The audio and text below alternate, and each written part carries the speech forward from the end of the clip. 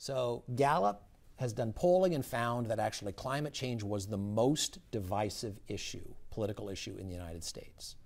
I think this actually changed last year. I think abortion, again, was the most divisive issue. But for several years prior to that, climate change was the most divisive.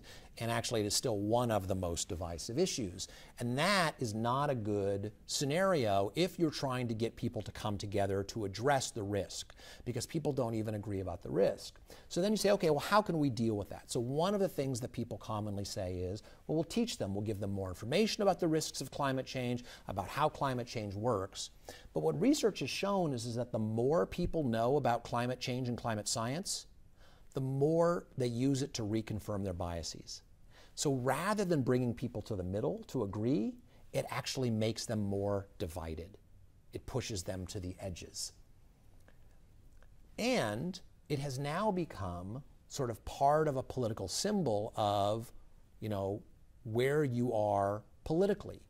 So if I ask a group of people, how do you feel about climate change? I can probably go person by person and tell them very closely whether they align more with Democrats or Republicans, because it has been part of the political identity. So those are very difficult biases to overcome. And when you're dealing with an issue that is fundamentally abstract, that it's very difficult to connect your own personal actions to the impacts, to the environmental impacts of climate change, what you're going up against are these political biases and telling people, no, you have to ignore those or go against what you believe to take action or to do something different than you're doing, and that becomes really difficult.